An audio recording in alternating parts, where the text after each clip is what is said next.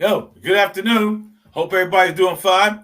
I hope lunch was all right for you. And again, we got into some of the networking shops. Yo, just to make sure we're on the same page here for the afternoon. The expos, where you see expo, that's where all our videos from our sponsors would be. So if you wouldn't mind going into that, just having a checkout for us, just to see who are the people that have been supporting us.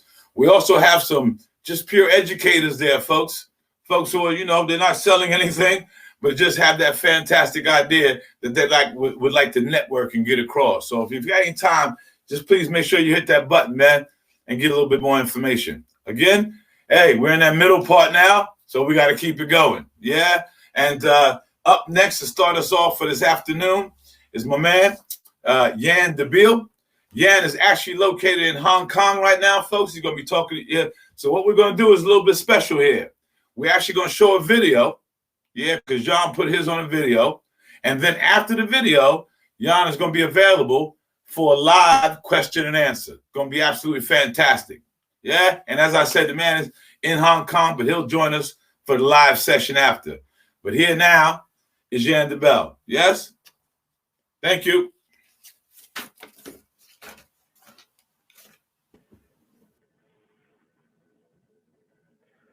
Hello, everybody, and welcome to this session. My name is Yan Dubiel. I am an early years specialist, currently working in Southeast Asia as the executive principal, excuse me, and early years lead of Harrow, ASL Harrow International Schools and bilingual kindergartens. So delighted to be asked to speak to you today. And what I'd like to do in this session is give you a perspective from somebody who is an early years specialist, but has worked very internationally, not just in this role, but over the past few years. And in doing that, it has really shaped my view of the universality of early childhood education and care, and also the things which I think shape that. And enable that to be as effective as possible. So the session's called A Future Worth Planning For, because when we work with children, we connect ourselves to a future that we may not see. We are essentially futurists and optimists, because what we do may not be something that we see, but we know that the imprint we leave on children and the experiences we give them and the way we shape them, both as learners but also as people, has a massive impact on the world going forward. So I want to talk about that global view of early childhood education and care, and also just to touch on some work that I'm doing. What do I think are the key issues? What are the key principles around this?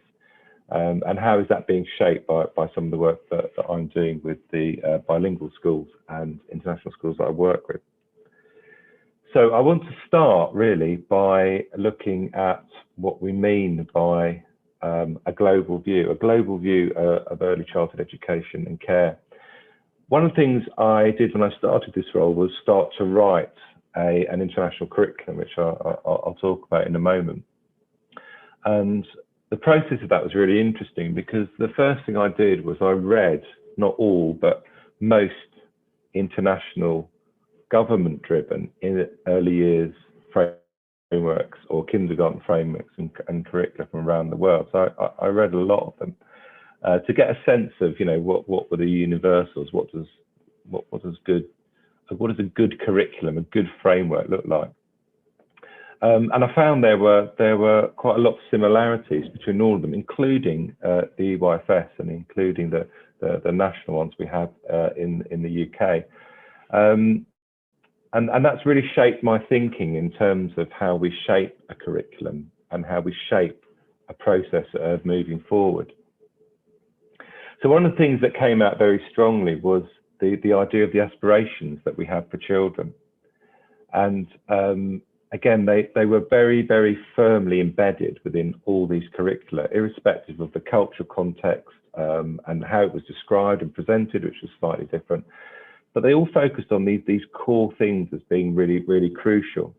So one was the idea of well-being and psychological mental health, and particularly in the context we're in, coming out as we are in a in a sort of protracted way from this global pandemic, the impact on children's well-being and their experiences of growing up in an environment which is very unusual and is very curtailed and restricted in some ways.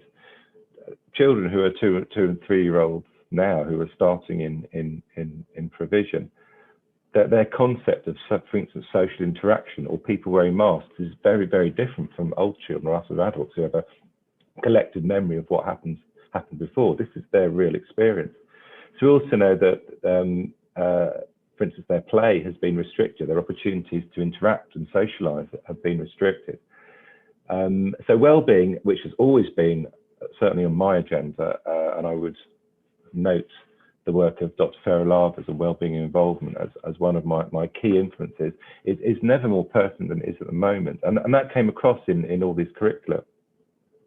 Secondly, and I'll deal them together, was that idea of knowledge and skills as being critically important. We have aspirations of children, what we want them to know, and what we want them to be able to do. So this interface or this interaction between knowledge and skills, again, comes across really strongly. There are certain things we want children to know. There are certain things that we want them to be able to do. And we decide that both as educators, but also as a society. And again, that's very strong. So there is this idea of content, which is really important.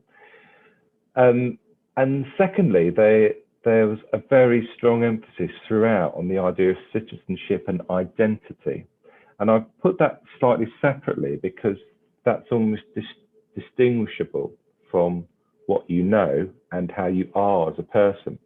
And all of those curricula, and I think the EYFS, the English EYFS is included as part of that, have a strong emphasis on these are the kinds of citizens, the kinds of people we want to emerge from the system. They will have these knowledges and these skills, but these are the attributes and virtues, if you like, that they have as people. So it's really interesting that when we talk about curriculum, we talk about framework, and we talk about those experiences and how we structure that there are some fundamentals, some core fundamentals about what we all think as a global community, what we think is important. So one of the other things that came out was also not just knowing things, but being able to apply and use them. So very strongly embedded, again, in all these curricula was the idea that knowledge doesn't exist as itself. Skills don't exist as these discrete entities. They exist with a purpose, and they exist in order to be able to be used and to be able to inform and shape ideas. And again, one of my other strong influences is the work of Roger Saljo, who's a Swedish educationist, writing mostly in the 1980s about the concept of deep and surface level learning. And again, it's something that's been a very influential theory, a piece of thinking for my own development as an educator. But I think at the moment, as we talk about, for instance, a knowledge-rich curriculum and an EYFS, which is very focused on knowledge, and I understand that, but even more than ever, this becomes really important and really important to understand. So Roger Saljo talks about the notion of surface level learning as a quantitative increase in knowledge, acquiring information, memorizing, accessing information that can be retained and used as necessary. So the kind of storage approach to acquiring information, which we could argue is very much maybe a particular view of knowledge. We just absorb and acquire knowledge. And so he talks about that quite powerfully in terms of how you have these different layers of access to different kinds of knowledges, and you utilize them in different ways. Some things that are very close to the surface in terms of memory, other things you have to delve slightly deeper to remember, but they're all about the access and retention of knowledge. Now, he wasn't saying, and I'm not saying that's not important, because everything is based on memory and it's based on knowledge and what we have. But what he was saying, and I also believe, is that there is what he describes as deep level learning. And deep level learning is about how we use the knowledge that we have. So he describes, or he presents deep level learning as making sense or meaning, relating parts of subject matter to each other and the real world. So although he worked with slightly older children and adults, I think this is very applicable in terms of early years. So it's about how we connect ideas together. And the characteristic of effective learning, for example, is very much about the connection and interconnection of ideas. But he also talks about understanding reality in a different way, comprehending the world by reinterpreting knowledge. And for me, that is immensely powerful, because civilization and the world and the global community evolves and grows because people think differently about what they know. If you think about the way technology changes, think about the simple pen that you're using. Started life as a sharpened animal bone dipped in blood. That's how the first pens were created. Over time, people have taken other knowledges and things and added that to it to refine and improve that as a writing tool. So the principle isn't the same, it's about communicating, but the technology around doing that has changed dramatically over the years. And that's something very tangible like technology. You think of concepts like liberty and freedom. They change because people think differently. They bring knowledges and they connect it in different ways. It's a vital part of how the world moves forward. And I would argue very strongly that starts in early years. That starts in early years by encouraging children to think creatively, to think differently, to bring their often unique and sometimes quite idiosyncratic perceptions of things and valuing those, because that's how creativity and thinking happens. This is how the world changes. So that application and use of education, I think, is also a fundamental element of what we do. It's not just absorbing information, it's how we use that information and how we connect it together and how we think about it. One of the other elements I want to touch on is the preparation for a future in an unpredictable world. And this quote from Ken Robinson, which is some years old now, certainly pre-COVID, couldn't have more resonance than it does at the moment. The world we live in, as we've seen in the past 18 months or so, can be dramatically and unimaginably unpredictable. It can change in the blink of an eye, and all the things we've assumed, all the things we've taken for granted can suddenly be changed. And it has demanded us to have a huge amount of resilience and a huge amount of creativity. And one of the things I think has come out of the pandemic is how differently things are going to be when we do finally emerge from it in some kind of form. The way I'm talking to you now, for example, is a brilliant example. Before COVID, I think in my life I'd had about 3 Skype calls, and they're all very awkward and clunky and quite disjointed. Now this is the main way in which I communicate with people. We communicate electronically and through Zoom and through Teams and through other platforms that are available, and it's become integrated into our culture and the way we communicate. So the world will be different, and what those children will need going into that isn't just a set of knowledges, but an ability to be able to work with them and to think differently. That last bit of Roger Sally's work about deep level learning, that's going to be critical in moving forward. And the complexity of the challenges we face. Children, we are preparing children for jobs that don't exist yet, technologies that haven't been invented to solve problems we don't even know are problems yet. And we have some very real problems that children will need to deal with very directly.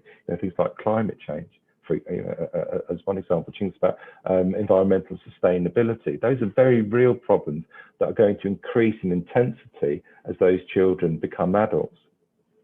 So our responsibility in that is not just to provide them with knowledge, but that's important, but with the ethos and the attribute of being able to utilize knowledge and be able to use it and think differently around it. So what we're looking at is a curriculum and a CPD, a professional development framework that enable this. One of the things that came across very strongly when I looked at this project and looked at early years curricular frameworks was they're often quite thin. The curriculum elements of it were quite thin and quite sparse. And part of the justification for that was saying, these are our aspirations for children, but actually, because that changes constantly, what is more important is the professional development that enables that and makes that come alive. So where we can have curricular structure and frameworks that we use, we need to be able to interpret them, and we need to be able to be dynamic and flexible around them to shape them into something that is much more meaningful, direct and responsive to children. There's a phrase in one of them, I think it was Tefaruki, but I can't find it, which said, you don't become an early years educator, but you are continually in the process of becoming one. And that sense of reflection and constantly refining your craft and your skill and your professionalism as an educator is really important. So I just want to finish off quickly by talking about the work that I'm doing, which I'm really excited about, and it's work that's going to evolve over the next few months. And I think that there are parallels to be drawn. It's an international curriculum, but parallels to be drawn with what's going on. I believe absolutely in the concept of international mindedness, both having a strong sense of cultural identity, which is really important, but also being very outwardly facing and being international in terms of and global in terms of our view. Again, the one thing I think that the last 18 months has told us is that the borders and divisions between nations are not respected by things like pandemics and things like climate change and things like changes to the environment. So in terms of as global citizens, our children are going to have to work in a much more coordinated and collective type of way. And I know that runs against some of the things that are happening politically, but that will be what will need to happen as things move forward. So I've been in the process of developing an early years curriculum for ASL Harrow schools, some of which are bilingual, some of which are more traditional with a small t, international schools. And one of the things I'm still in the process of doing is defining what we mean by curriculum. It's an ongoing debate about how that works. These are some of the statements I've tried to break it down to, or to sort of distill it into. It's certainly it's got the word learning in it, but how is that constructed? Are we talking about what we want children to learn as adults, or are we talking about what children choose to learn, or is there somewhat of a symbiosis, of a dance between those? So these are some of the statements. I've kind of got it down to this, really, what needs to be learned, because we do define, as adults, we do define the structure and the content and the aspirations of what we think as a society children need to learn. I think that needs unpicking, but I'm not uncomfortable with that phrase. And the phrase, what is learnt, and how we facilitate that and how we structure that. And critically, I go back to one of the first slides. When we talk about learning, we're not just talking about that academic content. We're talking about behaviours and attributes and understandings. They are equally part of the curriculum. So when I talked about the curriculum, it's foregrounded in the values that underpin it. It's a value-driven curriculum because I think that's where we start with education, as we do with any decision we take in life. Based on Harrow values, we have a set of values which I'm reinterpreting and remodeling around how they work with early years, and needs to articulate the aspirations for knowing and being. And for me, that's essential. It's not just knowing, it's who you are as a person and how you use that knowing to inform that person. Its application, which I've touched on, and the nature of culture, identity, community, and belonging. And that belonging element of it is really interesting because we belong on a micro level to families and to communities, but also we belong on a global level to the world. It takes a village to raise a child, but the world is also a village. So we have these interesting dynamics around what being a citizen means. Not just a citizen of a local community, but a citizen of a much bigger global community. And certainly in our bilingual kindergartens, that's a very key element. So The structure of the curriculum, and basically, as I said, is a values-driven curriculum. It looks at learning behaviours and disciplines and learning domains, which is knowledge and skills. And the idea is that these interact with each other to form these outcomes, these aspirations for children. So our curriculum is going to be based on how we shape that. Alongside that, I would argue, is the role of continuing professional development, which is not just about training, it's about how we think, how we talk, how we process information, how we reflect on what we do. And we have an initiative called the Howard Academy, which is going to be both an online and a physical building, which is going to be a hub for high quality CPD. And one of the things I've been doing is really evaluating the CPD that we're being offered, and we're looking for proposals from people, from outside providers, but looking at the criteria around what makes a good CPD. So one of the things I think is critical is that CPD has a quantifiable impact on outcomes for children. If it doesn't do that, it's not fulfilling its prime function. There's a lot of CPD in early years, and some of it, unfortunately, is very, very low quality. Some of it is little more than edutainment, I would argue. And we need to refine that. We need to be more rigorous about the impact it has on children's learning and their development in terms of knowing and in terms of being. I also think CPD needs to be transformative for the educators who participate in it. It needs to enable educators to reflect on and refine their craft as educators, a highly skilled set of knowledges and decision-making processes that go into being an early years educator. And good CPD should pick at that and tease that and challenge that and provoke that. The more you train your brain as an educator to refine your decision-making process and reflect on what you do, the more effective you become. Remembering you're in the process of becoming one, you don't become an early years educator. And also our CPD needs to be universally accessible and applicable. Our platform and our initiative is ultimately in phase 3, I think, is going to be globally accessible. And that's really exciting because that means we will have people from around the world accessing the same CPD, which means it can't be linked to a particular curriculum or even a particular construction of childhood because that's cultural, or a particular context. It has to be universal so that anyone can access it and take that and apply it in their context. And for me, that's really exciting because that strips things down to what is the core, what are the universals of good early childhood care and education. So at that point, I'm going to stop. Thank you very much for listening. I think we're going to open to questions now. So I will hand over to that. Thank you very much.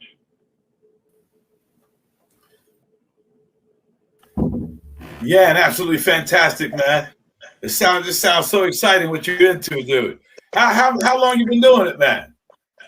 I've been in Hong Kong since October, so okay. I'm still relatively new, but it's a very interesting project, and we're really excited about the work we're taking forward, and particularly the bilingual element and the cross-cultural element, which is obviously interwoven by default, and that's raising some really very interesting challenges and possibilities of what we're doing. So yeah, it's very exciting. I got a question for you.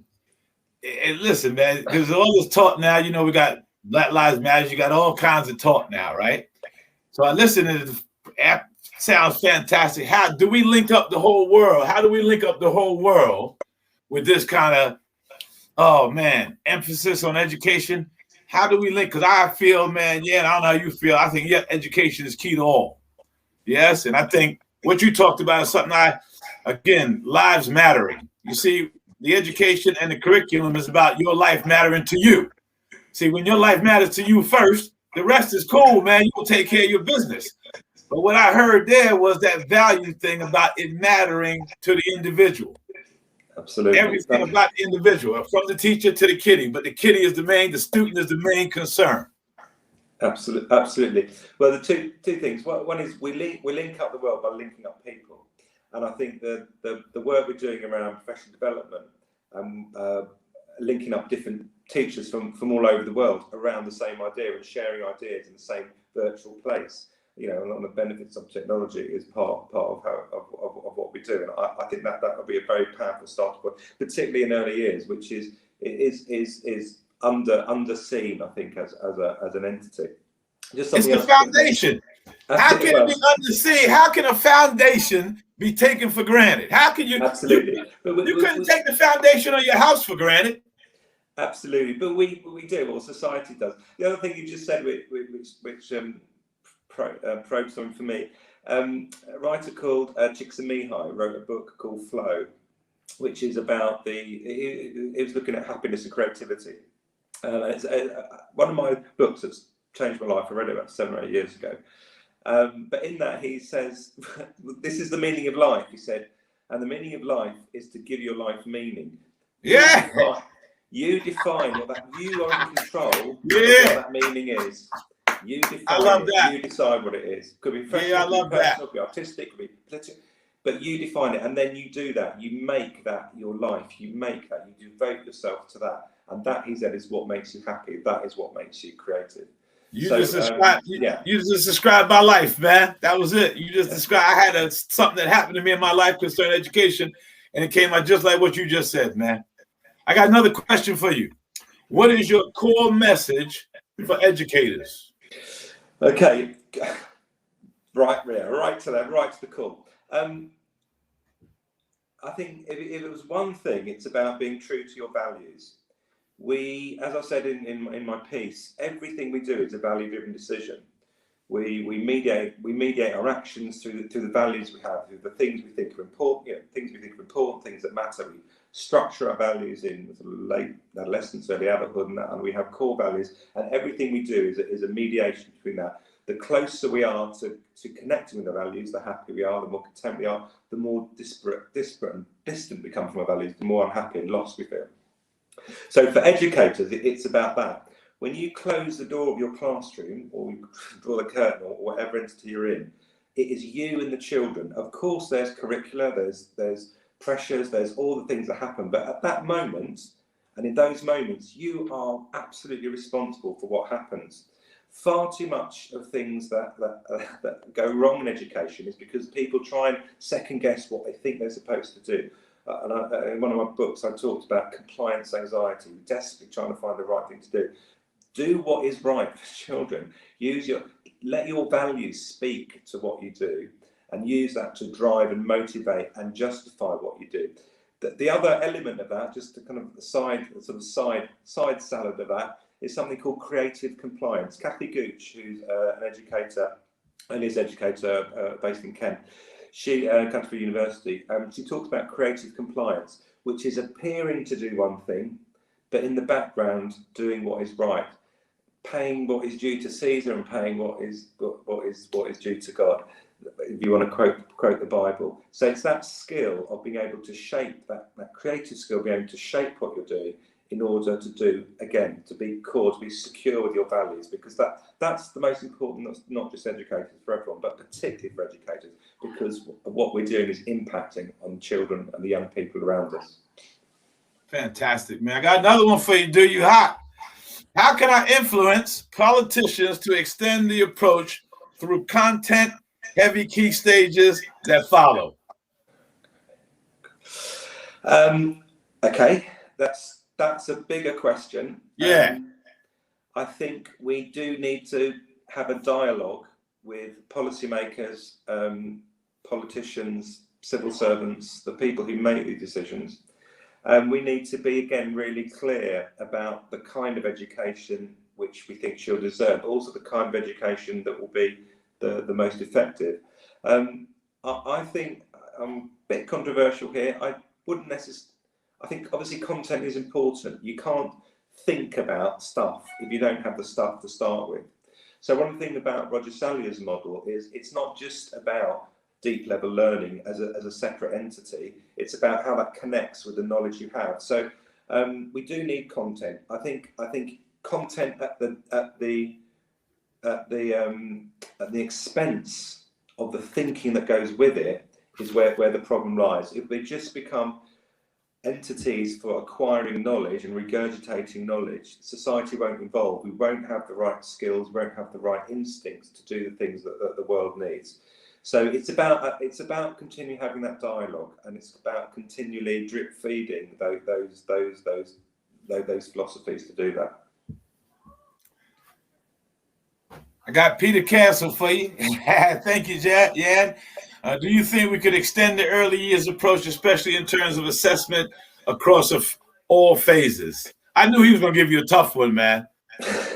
Well, I think early years is unique. It's a unique phase of education, perhaps more so than others, partly because of what we know about the brain. And by the way, when I'm talking about early years, I'm talking about birth to 7, not birth to 5. It's a completely arbitrary point.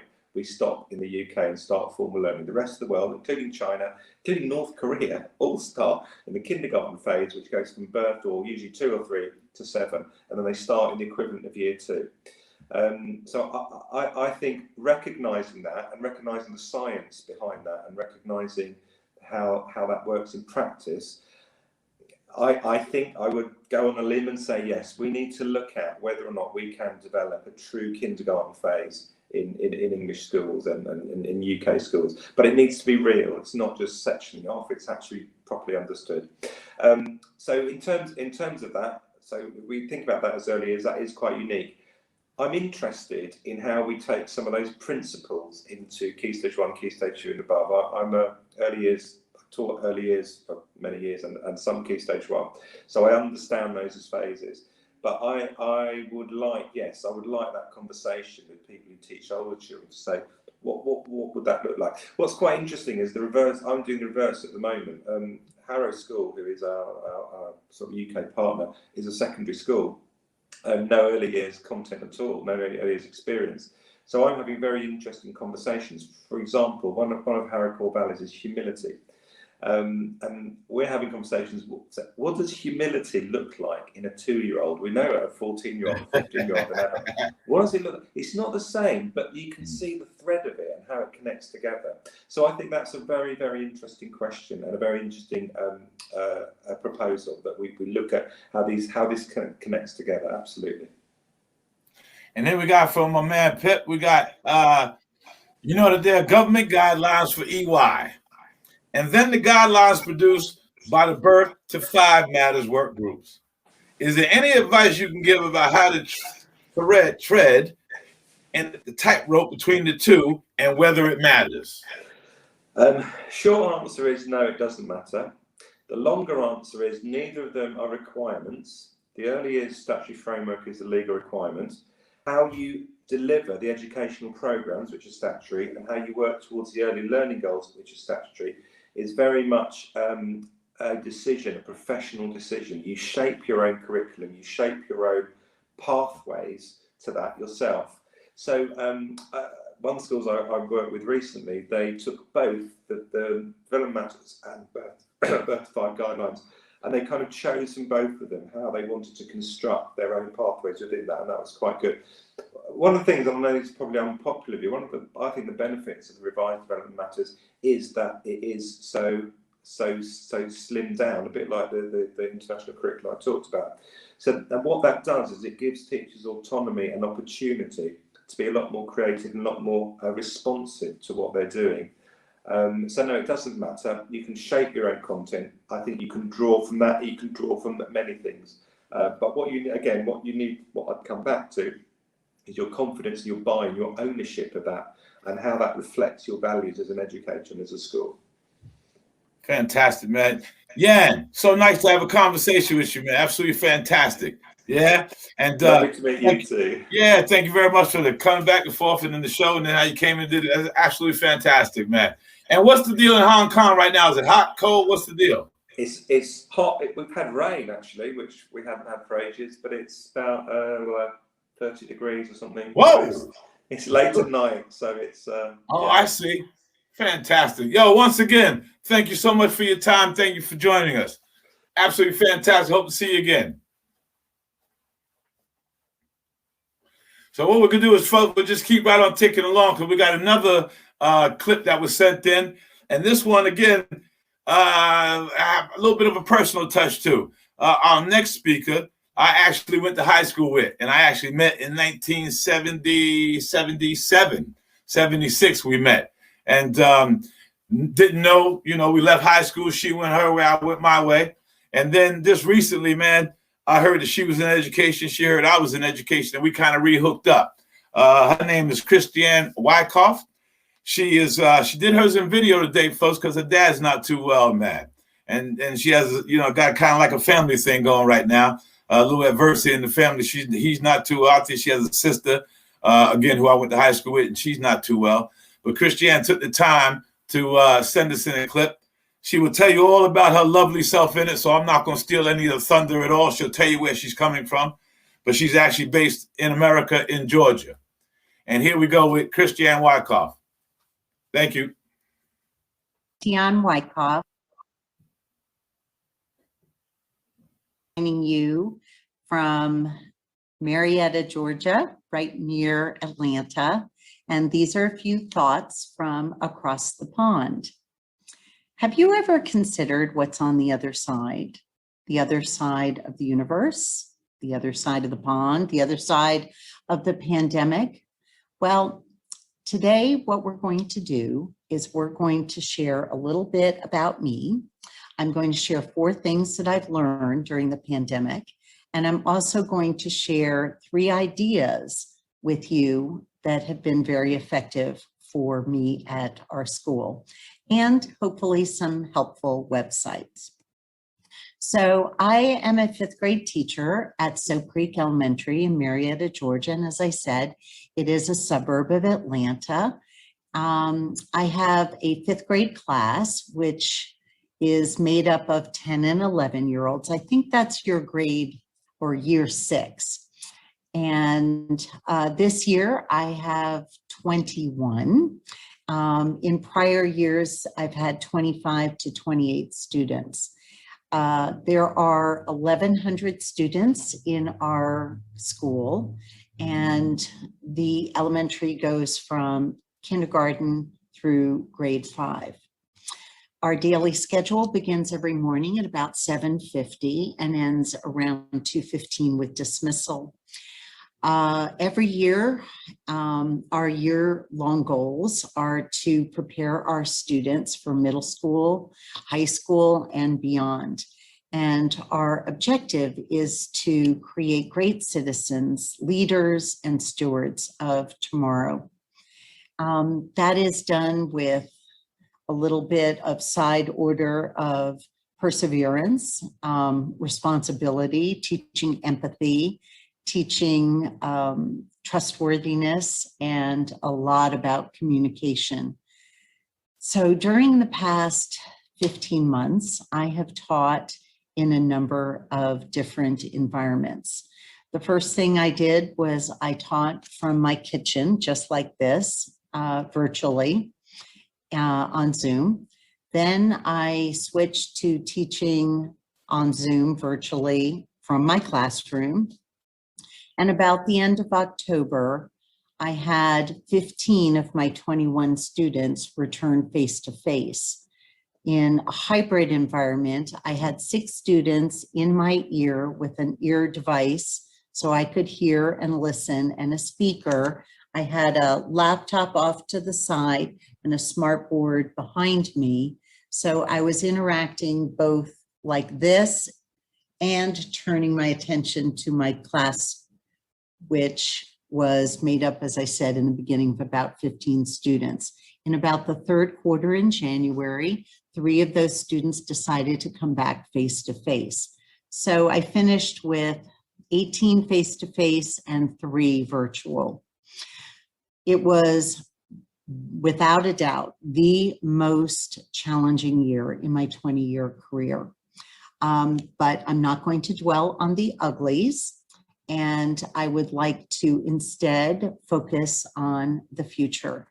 And so I want to sort of tell you a little bit about some things that I learned this year. I learned a lot about myself as a survivor. I learned the true importance of collaboration. I learned about effective technology use and using communication to the benefit of all of my students. The first thing that I learned about myself is that I'm a survivor. I'm a warrior woman. I can figure things out. I'm fairly intelligent, well-educated, and I have a great toolbox of ideas and things that I can use in order to teach in a virtual or hybrid environment. In addition, I learned that I had to pivot a lot, and I had to give a whole bunch of extra hours and work tirelessly to problem solve and to come up with innovative ways to reach and teach my students. One of the things that I also realized is that importance of working with others, and we survived, yay! So another important thing that I learned about myself is that I am definitely not an island. I do not like being an island. I do not like being by myself. I know that you all live on an island and it's a very beautiful place to live, but I have no intentions of ever trying to do things without collaborating. This year, there were 10 members of our 5th grade team. And we kind of created an amazing subset. I have 2 colleagues. We're each born in 3 different decades with different life experiences and different teaching experiences behind us. But we came together to create this incredible, synergistic, collaborative group to prepare our lessons, to figure out ways to effectively communicate those lessons. Sometimes we copied hard copies and put them out for our virtual students in boxes and folders with their names on it. And we had to figure out ways to deliver the content in those 5 subject areas, meaning social studies, reading, English language arts, math, and science. By the way, I do not teach things like PE or art or music. I just teach the content areas. In addition to that collaborative piece, we had to figure out ways to collaborate on teams using Office 365 and being able to work together without being physically in the same room, which was definitely a challenge. So I learned how to do that on both Zoom and on Microsoft Teams. And there is a very prolific songwriting group, duo, that said something like, I get by with a little help from my friends. Well, that was certainly my case this year. I could not have gotten through without my colleagues. So note to self, repeat, repeat, repeat.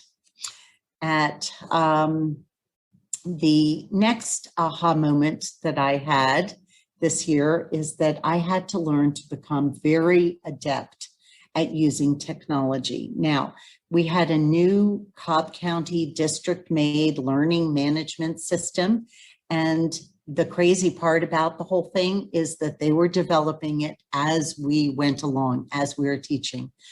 That resulted in what you can imagine to be literally millions of different challenges, frustrations, glitches, starts, stops that didn't work, and had to learn a tremendous amount of patience. Thank goodness one of my colleagues has a master's degree in technology, and she was extremely patient with her 61-year-old friend, me, and helped me through an awful lot of that. I learned so much from her. Very grateful. In addition, I had to learn about countless different websites and applications that would enhance my instruction, things like not only Zoom and Office 365, but learning how to use my smartboard effectively, learning how to use apps like Quizzes and Brain Pop and Learn Our History and PDF Candy, which is an extraordinary tool for teachers, and Khan Academy. Thankfully, by the end of the school year, or somewhere 3/4 of the way through, I became pretty adept at working with that. And I am grateful for that knowledge. I will definitely use all of it and apply it for the future years. Final aspect of my journey plays to my strong suit, and that's communication. Prior to the pandemic, with my students, parents, and colleagues, we would either meet face-to-face, communicate in an email, or on a telephone. And I've always prided myself on having a very, very good relationship with my parents. In fact, I give them my mobile number, which not everybody likes to do. I prefer to be more transparent. And one of the reasons and the rationales behind that is that I find that problems arise in people's lives all the time, at all hours of the day and night. And if my parents can have my phone number to text or call me and let me know if there's been an accident, a family emergency, a pet has died, and I know that about my student before they come to school, then I can address it. I can refocus them. I can support them and nurture them so that they can actually learn something that day. So using my phone and using Zoom and Teams was an absolutely important part of the day. Another thing that I learned about in terms of communication is it was extremely important to teach my students how to communicate. In other words, how to be on camera, how to look the camera in the eye and speak as if you're speaking to somebody directly. In other words, they couldn't have their pet walking through in the middle. They couldn't have other distractions like eating. They had to raise their virtual hands for asking questions. Another thing that I found worked very well was to have a co-host and to have students help me field questions, because when I'm sharing my screen, I can't see what they're doing, and therefore I'm unaware of questions or things like that that would come up. That was an important aspect of behavior management also, was teaching students how to use the computers and how to effectively communicate, having their videos on, not changing their screen names, things like that. Little things like that reduce the amount of anxiety that I had and that they had. And I didn't have to use the put in waiting room part of Zoom too often. They learned pretty quickly that I meant business and were very well behaved. The other thing that I learned about was that it was important to work with my team and my school on Office 365 Teams. And Microsoft Teams is an amazing platform. What we also did in terms of being able to communicate through Teams is there's also a separate section that has to do with files. So now there's an incredible digital file portfolio of documents and lesson plans and things like that, where I could share with somebody if they were ill, or I could reinforce something that I didn't have before when it was all paper and pencil. So that was an extremely valuable part of learning experience this year in terms of communication. So what does the future look like? Where are we going from here? I don't have a crystal ball. In fact, mine broke somewhere in the middle of about 1.5 years ago. But I'd like to say that I think we're going to be right back on track. And I think it's going to be a very positive relief to all of us teachers who have had to figure out ways to pivot in ways that we've never had to do before.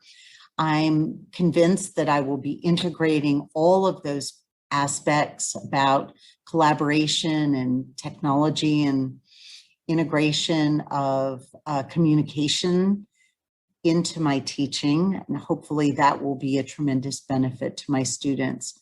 The other thing that I think is so important to realize is that I know how resilient and resourceful my students are. And next year, I plan to meet them exactly where they are.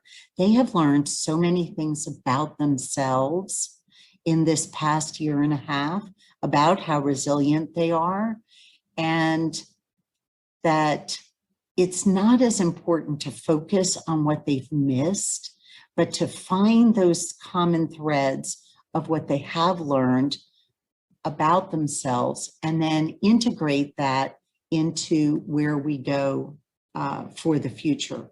So rather than focusing on those gaps, I want to focus on the positives.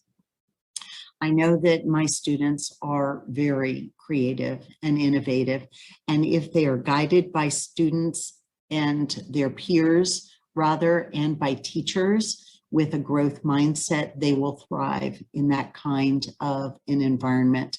So I'm really excited about next year. And I would say that one of the things that is at my core is I'm a farmer. I plant seeds. And these two quotes really indicate how I basically run my life. I believe that I plant those seeds of knowledge. And if I nurture and I care for them and I allow them to grow in good soil, they're going to grow up to be those citizens and leaders and stewards of our communities and of our world that will make a difference. So Gandhi said, "Be the change you wish to see in the world." I firmly believe that. Nelson Mandela said, "Education is the most powerful weapon with which you can change the world." And to me, those two quotes are so intertwined, and they are profoundly important for, particularly in this last year. I have three ideas that I'd like to share with you now. One is the stock market game, which is cross-curricularly integrated into our entire 10-week period of time in the spring. It's a game, it's an online game, and it has to do with personal finance and investing, and it teaches math and STEM and team building and research and fun. It's all rolled up into one. It's an extraordinary online game that does have an international version, by the way. And basically what students do is they get together in a team and they invest $100,000 in New York Stock Exchange and NASDAQ companies. And then they plot and watch their portfolio grow or shrink on a daily basis, and they discuss why that happens.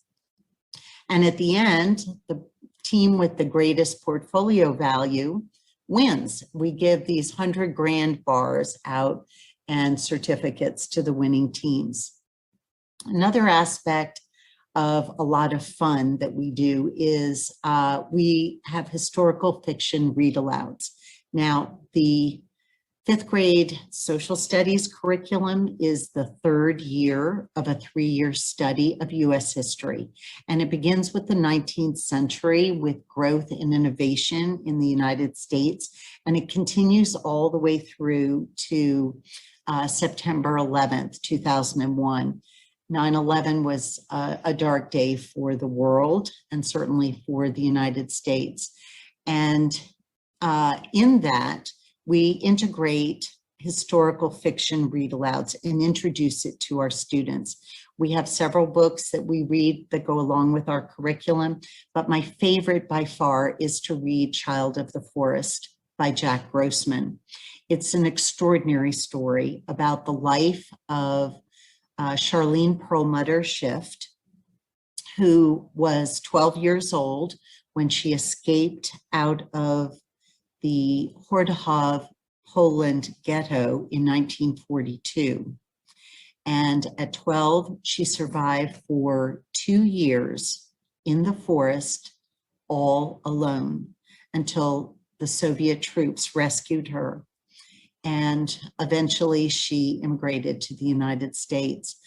It is a tremendous story about survival. And this year particularly, my students related in so many different ways with Charlene.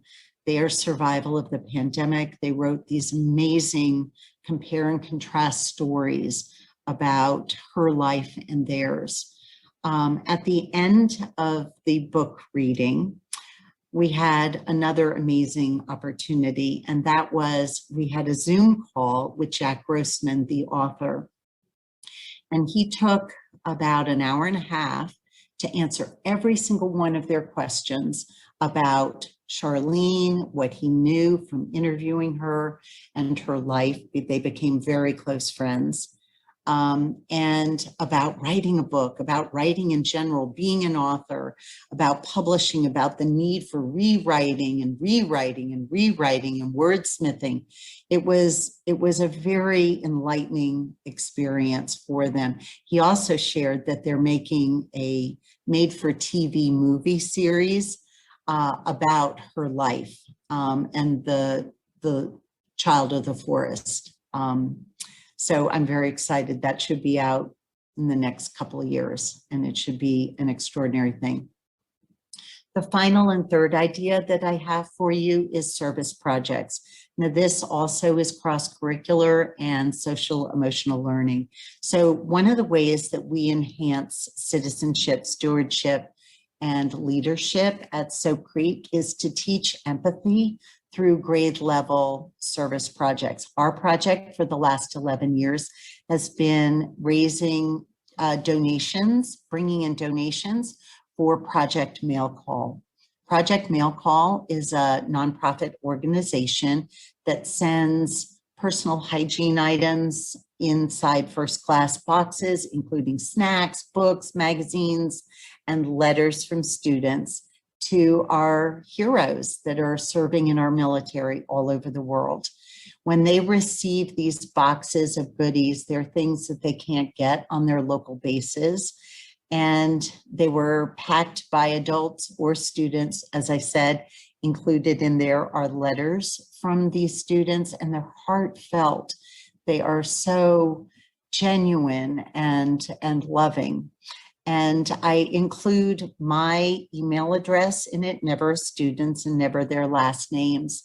And very often we will get back letters or emails from those servicemen and women that gives the students an opportunity to make connections with other people and to see how their generosity has impacted other people. And for my students, it's very often the first time that they've had an opportunity to make a positive impact and to volunteer. Usually 10 and 11-year-olds aren't able to volunteer in the United States. So it teaches them kindness and it teaches them empathy. And I hope that you might find some of those ideas to be useful for you. In addition, I want to share a couple of websites that I love. I love Khan Academy and Brain Pop, of course, using Zoom, and PDF Candy. My brilliant colleague taught me about that, and that was extraordinary lifesaver for a teacher.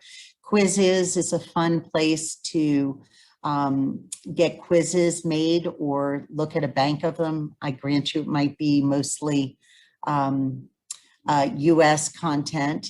Using forms to create your own quizzes and activities for students for online through Microsoft, and then Flipgrid. My students love to create these little videos in Flipgrid. So hopefully that you will find those of interest. So what does life on the other side look like? Well, I believe it to be a very positive place.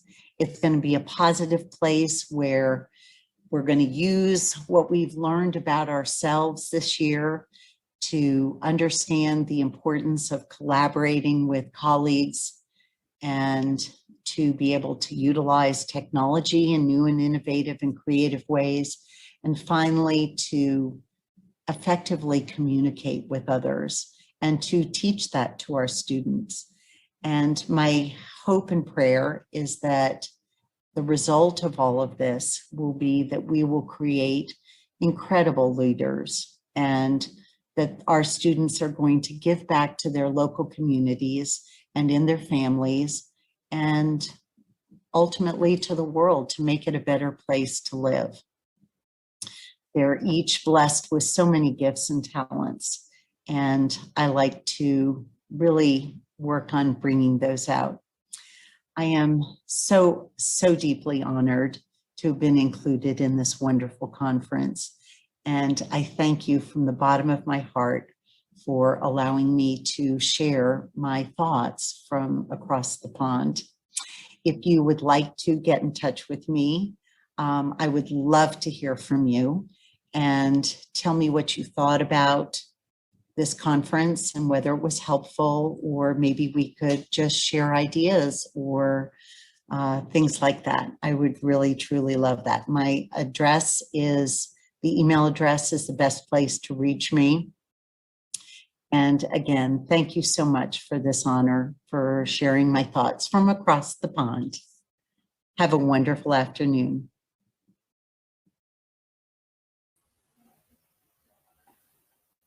Oh, absolutely fantastic. While she was actually talking, like I said, she's still in America. I was just sending a message just to let her know that everything was working well. She again said, please, if anybody like to contact me, just tell them, go on, Jim, just go on to the email address, send me questions, send me a chat.